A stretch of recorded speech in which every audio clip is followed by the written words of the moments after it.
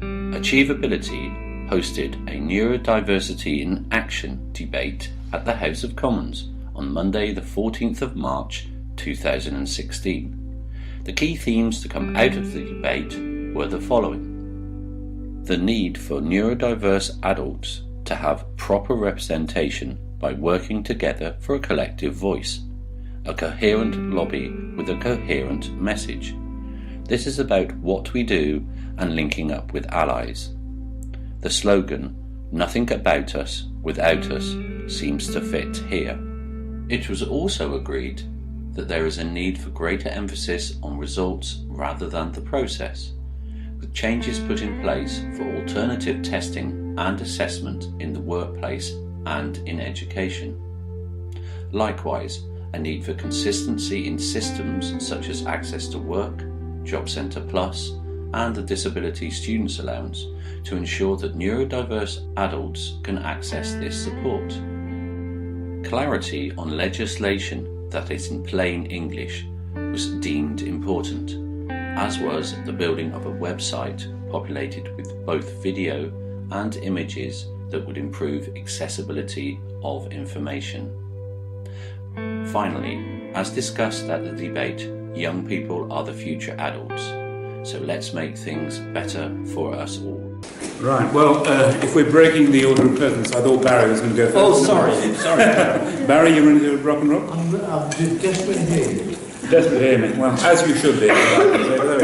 Anyway, he was talking about collaborative working for those, talking about neurodiversity. What do you mean by that? Well, I had a wee think and said what I think I mean by that is actually trying to relate across the various sectors, so they actually speak to each other and know what's going on. Now, the best example about the fact that people do not understand what is going on in a general system is the fact that when you say a disability to them, they first go "and," then they refer to a wheelchair or somebody with a visual impairment, and then they don't think about what's going on. And they don't actually get the idea that every condition that we actually talk about as a disability is out there and they must be related to each other. And the fact that all those who deal with them have the same problem. The fact that everything actually should feed in together.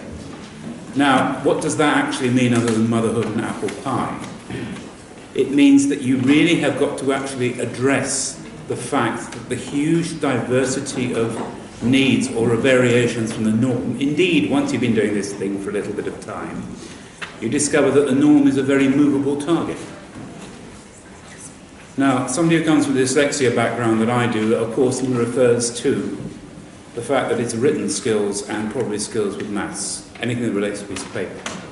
Now, I've just spent the weekend at the International Dyslexia Conference down in Oxford. And there we had a great deal of fun because we then had we deal with dyscalculia as well. And then you deal with dyspraxia as well. The variations between those two are massive.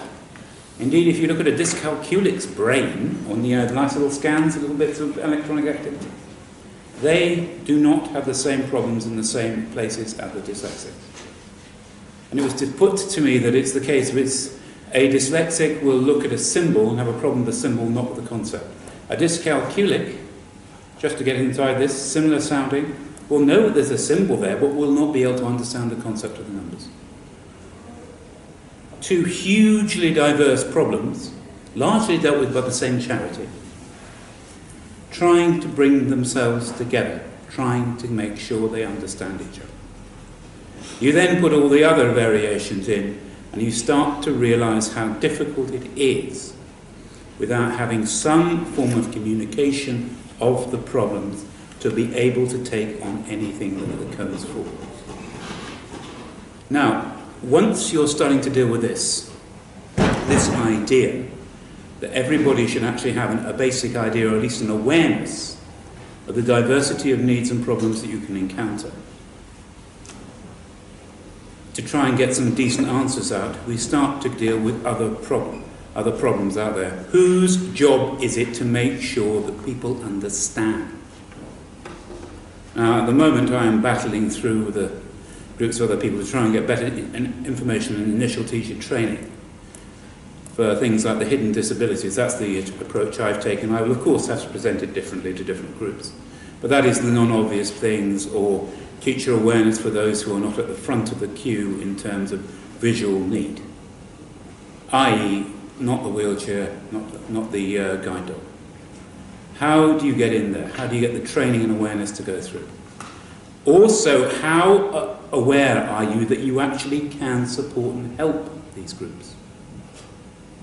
How aware are you that you actually have got solutions in small changes in behaviour and the way learning takes place, the way transfer of information takes place, that these people can be taught? We're talking about initial teacher training. In the workplace, these problems become again. But the difference is in the workforce, they go, you can't do the job unless you work this way. The teacher is actually under a legal duty to actually find a solution if they know the problem. How do these worlds actually mash in together?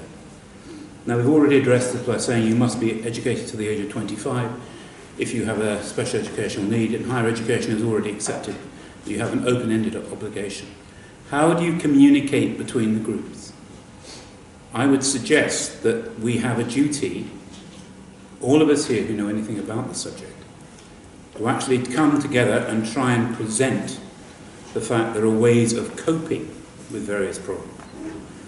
That the fact there are solutions. Now, what we don't do at the moment is we don't talk, even among the disability groups, to each other very easily. We stand around and say, my problems are the worst. You don't understand, there are lots of us, and my problems are very intense. And you don't know what it's like to be autistic, and you don't like to be dyslexic, and then you discover that they're actually co-occurring difficulties in the same group. And you wonder why people outside think, oh my God, not you lot again. We don't actually present ourselves as a coherent whole with coherent solutions. Government then, or those who don't want to listen to you, find it incredibly easy to ignore you.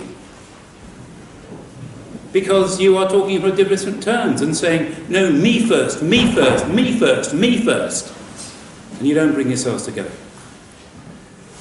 If you stop telling people about my problems and start saying, here are the solutions I want, we will stand a better chance.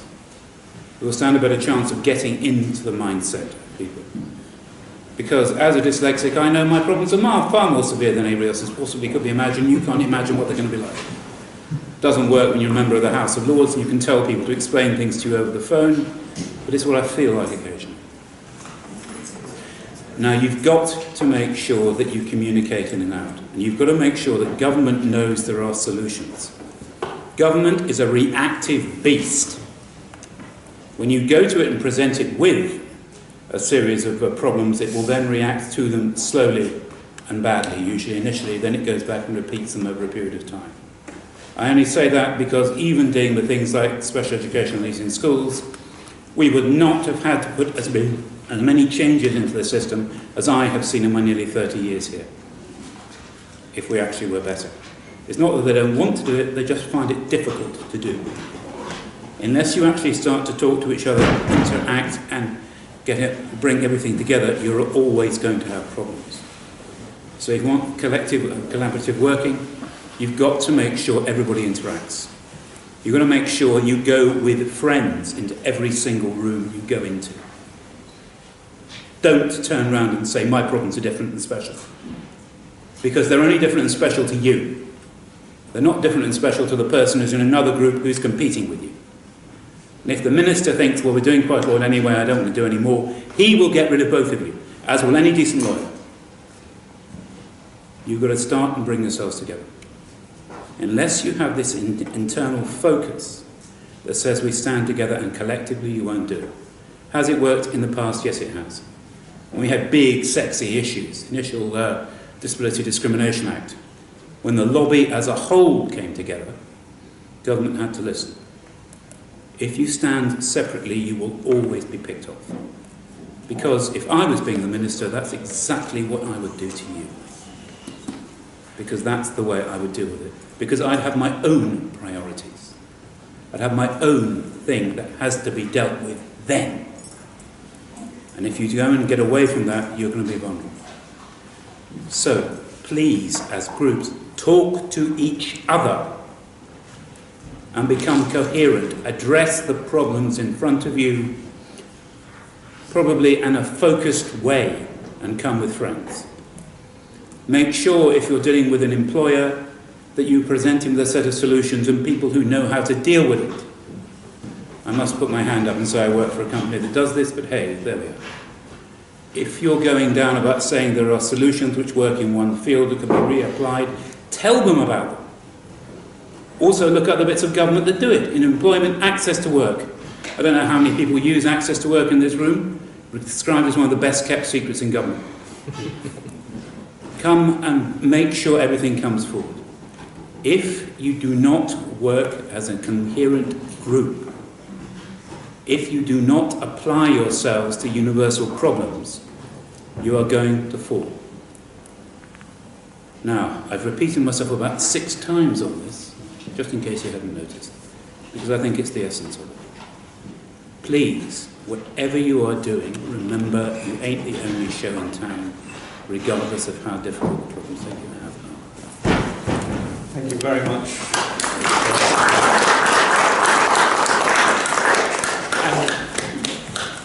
Lord Angton, you've given us a very good start there and a very good sense of what we're going to be able to do today. Barry, over to you to... Well, can I say what a pleasure it is to see so many people here and to respond to this topic, and it shows, I think, that it is of the moment and important in every sense of the word of important. So, welcome to the House of Commons, and thank you to my friend from the upper house for kicking us off. I know he's got an important engagement, so if he slips away at any time now, we will not hold it against him. I know what busy diaries are like. I've been chair of Achievability for how long now? Do you want to tell me? Quite a long time, Barry. Quite a while. Yes. Probably about 8 years. When I joined the group, I knew very little about the subject, and I've been educated by some of the best people, and they're all in this room today. So I'm going to say how important that has been to me. And I have to also tell you the story that because I got so involved, those of you who remember my 10 years as chair of the Children's Schools and Families Committee and the Education Committee, sometimes when you're chair of a big select committee, everyone thinks you're a dictator. You can say, we're now going to study this, and I'd have to tell you it's not like that. You've got an all-party team of 15 normally. You've got to persuade them on the priority. And I remember when we did a major inquiry into special educational need, which was regarded at the time as seminal and important. It took a long time to persuade. I wanted to go straight on to do another aspect of special educational need, whether it would be in dyslexia, whether it was in the area of autism, whatever. But I never really got the chance to go back because the priorities of the select committee moved on.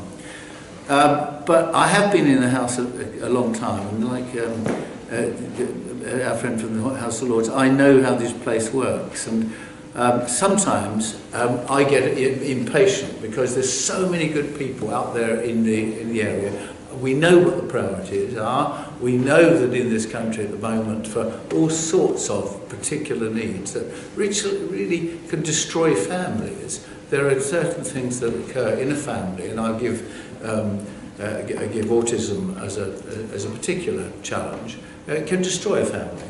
And with a range of special educational needs, I found taking evidence that there was every evidence that unless families are supported early on, the children are giving a proper evaluation of their need, and then the therapeutic support and care for the child and the family, then you can destroy families. And I've just come from asking a question in DWP. This morning, I believe in getting out and looking at things and talking to people. And anyone here from Reading? Oh, good. Don't tell the MP for Reading. I forgot to say I was going to Reading. So in the chamber, I didn't say I went with Dame Steve Shirley to look at a wonderful unit in Reading, which really tries to, identify young people between 18 and 25, that transition stage, from moving from family support to independent support. And of course I saw wonderful work going on, but I also found that the current changes in the welfare benefits or the cuts in local authority funding has meant that the personal plans have actually wiped out the educational bit of the money that was available for people to become independent. But I also pointed out to the Minister that the evaluation they've done in the autism area is autism costs this country £34 billion a year. Now, I have to tell you, I believe across a whole range of challenges, and this is the one achievability deals with. I know it's different, and neurodiversity and is very, very important, but we've got the same message. What I've done in autism, because I wanted to push it up the priority of the House of Commons and government and opposition's awareness and action, we've launched a commission on autism, a Westminster Commission on Autism. And already I can see much higher level of interest and action. And I think we too, in achievability and in the area of dyslexia, we have been steadily building up the awareness of the challenge and what are the answers and what are the best ways to deal with it. Now, good practice is out there, it's fragmented, it's as everything else a postcode lottery. So if anything comes out of today, I think the title, when we chose this title, and I think it was absolutely right, what are the priorities and action for an inclusive educational workplace? If we tie those two together, that I think absolutely essential. But also, I think that this day comes to a time where we can say, what is the next step up in action? Because of the fragmentation. Many of you here, some of you will be here for the first time, some of you will be regulars at the sort of events that we will hold. But in parallel to what we've done as a wonderful group in autism, I think, again, the challenge is the next step up. It may be a commission. It may be a commission that enables us to say the three things we want within 5 years are going to be these, and really go for them in a stronger way than we've ever done in this place and outside. And it's not just this place, it's a very precious place, this, but a lot of the time we're all talking to ourselves. What I want us to do is to be able to do that job of communicating with the people out there who have been challenged by the condition that they have. It's their inability to perform in certain areas, as well as some other people, held them back. I came into politics because I believe every person in this country has a spark, and that spark should be given the opportunity to be discovered and to allow that spark to move the talent of that person into a full realised potential. Now, I think this is what the clarion call for this group is today, to take it to the next level. Not if we end up this afternoon of getting outside in that corridor, and if you want to say the cruelest thing that I find people ever say to me when I'm trying to make a difference in something, is that was very good, Barry, but it was just a talking shop. If you get out there and you say, well, that's just another of those darn talking shops, please don't let it be that. Let's actually work together, whether it's through a commission, whether it's a new form. I'm not suggesting anything definite. You've got to make up your own minds. But I think the time to take this to a next level is now, and we can do it. And I think we give us a time limit, 3 years for the first wave, and then 2 years, a 5-year plan. Does it sound like communist China? But if it does, I don't care. The fact of the matter is, I get fed up with talking shops. Let's turn this into a do organisation, and let's do it working better together. Thank you for allowing me to speak.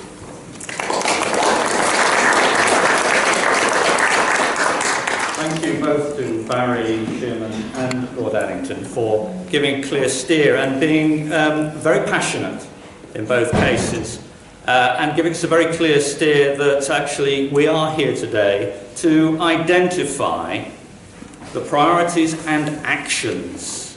And I think that that is going to be the essential thing that I would like, we would like you today to be focusing in on those priorities and actions to move forward.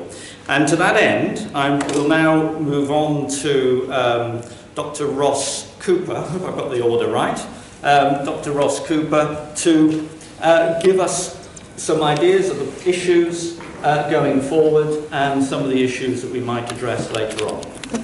Okay, thank you. It's lovely to see so many comrades in arms here and some new faces too. It's fantastic. First of all, I'd like to agree with both Will Addington and Barry Sherman. I think it's really important that we work collaboratively and we look at solutions which are good for right across the neurodivergent population. I think that's really important, and I think it's important to do something. What I want to do is kind of shift the debate a little bit towards what it means to do something, and I've been given a brief and I'm going to speak very briefly about education. What I'm going to say applies to the workplace too. And I want to shift the focus of attention away from all of us to where the real problems are. And to do that, I'm going to do a very brief activity, and if you can indulge me with this, I know I'm largely talking to the converted here, but to do this activity, you need a piece of paper. You've got a piece of paper, you like to search one out, and you need a pen. I'd like you to hold the pen in the hand you usually write with and hold it up. Okay? I'm trying to gauge how many left-handed people. Who's left-handed here? Loads, you're going to love this. Fantastic. Okay, now, what we're going to do is we're going to spend 90 seconds, just 90 seconds, writing about why it's important for educationalists and employers to understand about neurodiversity. 90 seconds. You're going to start together. First of all, can you hold your pen up in the hand you normally write with? Fantastic. Whether you're left-handed or right-handed, put it in your left hand and go. Left hand, please. 90 seconds. Why it's important to understand about neurodiversity. Why it's important for educationalists and employers to understand about neurodiversity.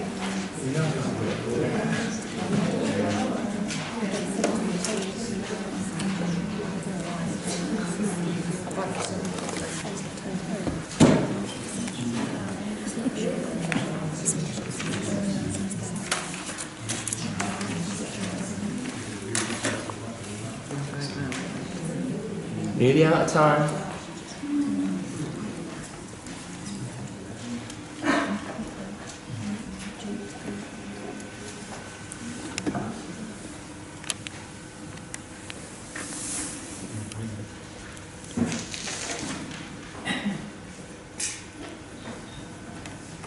Fantastic. Okay, if you'd like to put your pens down. Now, what we could do is we could get you all to pass what you've written to the person next to you. They can mark it. Now, because I know that not all of you, for some strange reason, are left-handed, we won't mark you down for bad handwriting, but we will mark you down for the poor quality of ideas. Okay? Or we will mark you down for not writing enough. We'd expect at least 30 words. I don't know how many you've got, count them. If you've got less than that, you can mark yourself down straight away. Now, the thing about this is that I don't consider being right-handed as a disability. I don't even consider it to be an impairment, although it's close from my point of view. But by assuming that you can write perfectly well with your right hand, left hand, I've disabled you. I've effectively made it very difficult for you to present your ideas on paper in a time frame. And not only that, if this happened to you every day of your educational life, it would start impacting on your self-esteem. You think, why is everyone else writing neatly? Why is everyone else can do this? Right? And then we'd have people start acting out. We already had some people refusing to do it. I could hear you whispering next to me, I can't do this. That's what it feels like, I can't do this. And you don't feel represented by what you've done. And the point of this exercise is that to change that is very simple. I've just got to not make the assumption you can write perfectly well with your left hand. That actually you can choose which hand you write with. And what educational systems need to do is be aware of the choices they are forcing on us that are disabling us. Because unless they understand how they are disabling us, they'll continue to do it in good faith. And that's really my message. We need to focus away from the individual difficulty, of which there are myriads, and the more traumatised you are by them, the worse they get. And we need to focus on what is it that education systems are doing that assume we all learn in a very step-by-step way, that assume we all think in words when a lot of us don't. It's about changing those things and getting that awareness out into the education system. And that's all I wanted to say.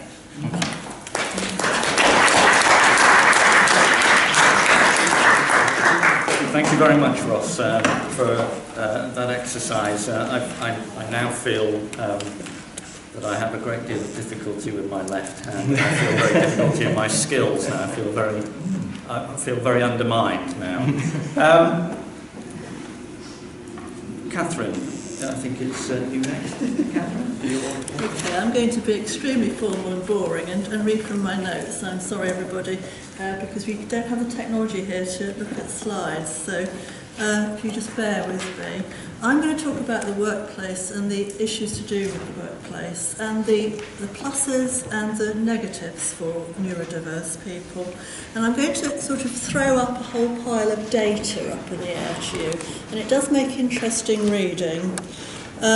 Some time ago in 2009, business school, the John Cass Business School, put out a report, and Professor Julie Logan wrote this report, and she found that 35% of entrepreneurs are dyslexic. This is in the UK, which is interesting, which shows that dyslexics are actually really good at business. We're also pretty good at technology, as we know from Bill Gates and Steve Jobs, who are gurus in the technological world and dyslexic. We're good at starting up businesses, we're good at oral communication, and much later on, in 2012, somebody else, a couple of people, halfpenny and halfpenny, a couple, found out that there were 300,000 dyslexics who were entrepreneurs in the UK. So the data has been gradually building up that dyslexics are actually pretty good at business. However, we still have the barriers within the workplace which are to do with our skills and abilities and how we actually prove our skills and abilities to employers and businesses, policymakers and educationalists. We've got lots of talents, and I think everybody in this room knows about those talents. We're resilient, we've got mental flexibility, we're good problem solvers.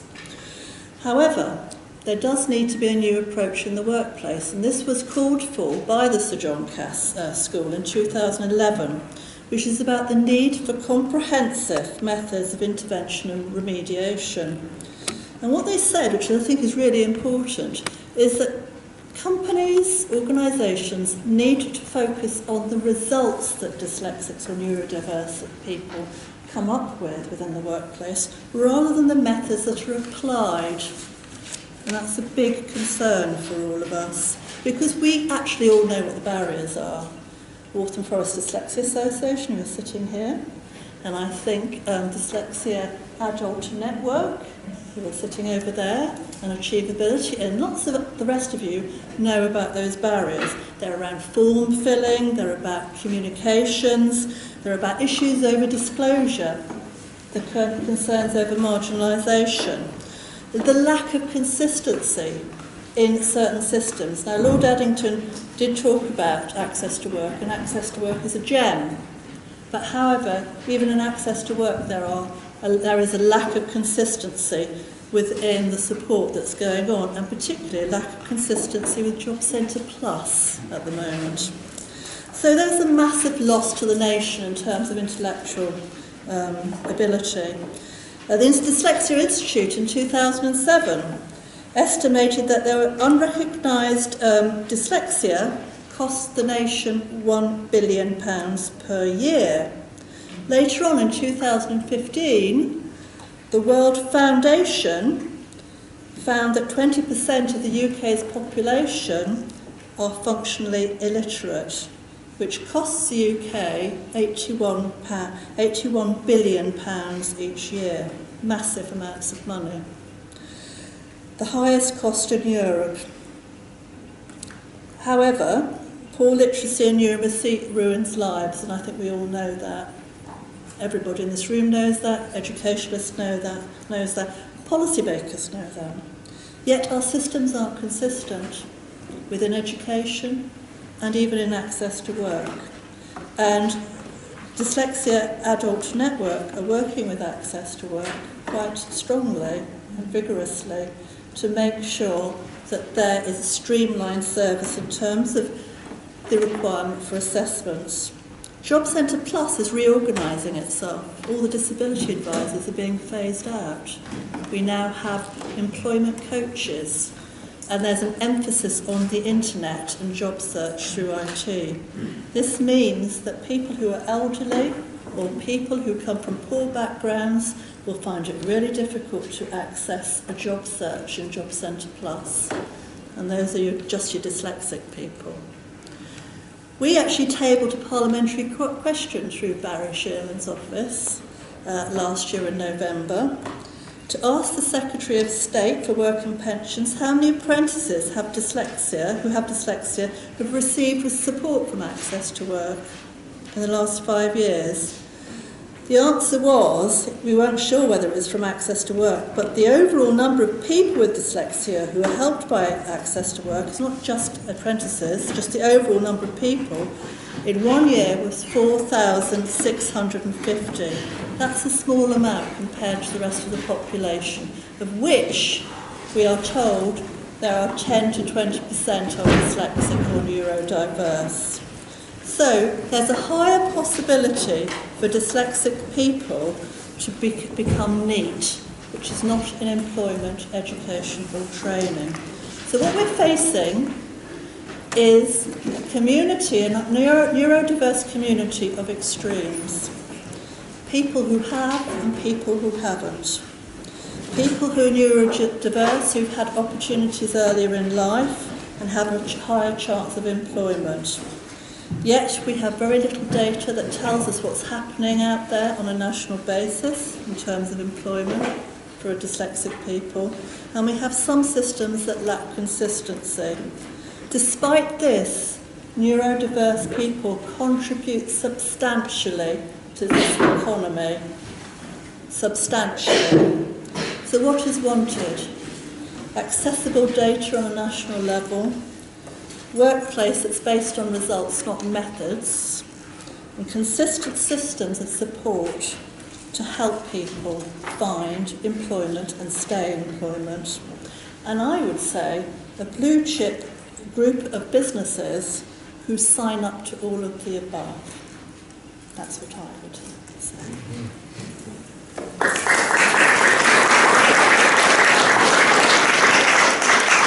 Very much, Catherine, giving us some issues to think about as we move forward with regard to the issues around the workplace. Just to say to everybody that all the presentations that will be given will be available. Is that correct, Catherine? Later on, Catherine had a little bit of trouble with providing the presentation, but you will presumably add those presentations. We will circulate all presentations that are happening today to people. We've just had a bit of problems with the technology. Yes, okay. Thank you very much, Catherine. Pierre Marsh and Alicia Brown, you're going to be talking about the evidence drawn from the workplace and education. And are you able to get the...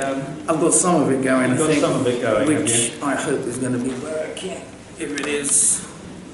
maybe it's... Oh yeah, well, but just pause it there because it's important. This little thing going in the background. All right. Okay, hello, my name is Pierre Marsh and I'm a trainer and mediator, and basically I've trained people in the fire service and doing mediating for maybe people in the emergency services. That's where I focus my attention.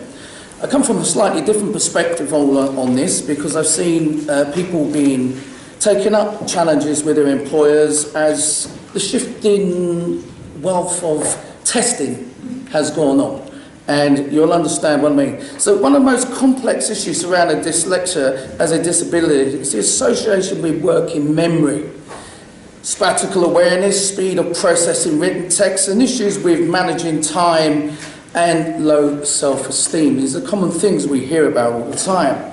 Now, if we were to have all of these things and we try to apply for jobs like the ambulance service, police service, fire service, and there's a risk-based element, you can imagine the psychometric testing entourage have a nightmare, because it is quite scary when you've got people to make risk-critical decisions about people's lives, when they've got working memory issues, might forget where they're going in an ambulance or fire engine. These kinds of things would actually cause alarm bells.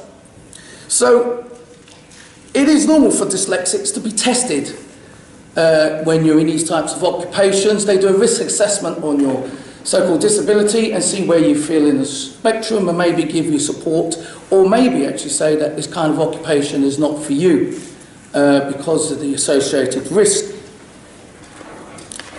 But we need to take a different look at this. For a long period of time now, firefighters, ambulance staff and police officers have all been doing these type of jobs for a long time, where perhaps there wasn't these kinds of testing.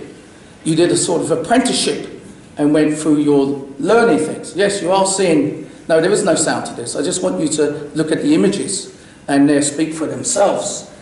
What you're seeing behind me is a group of firefighters training in actually putting out the fire. These firefighters have been in the service some 20 years and they're all officers.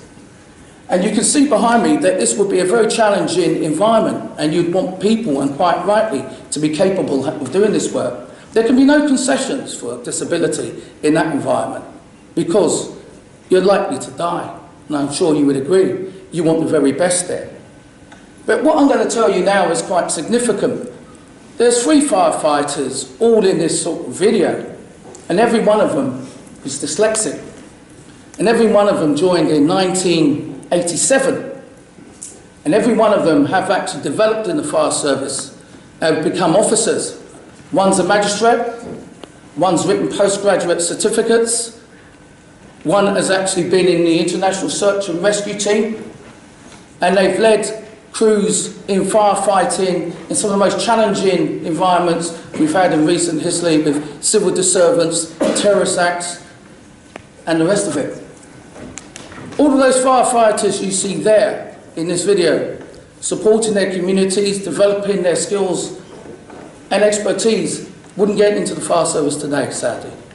Because when they first joined, they didn't need an A-level, which you need now.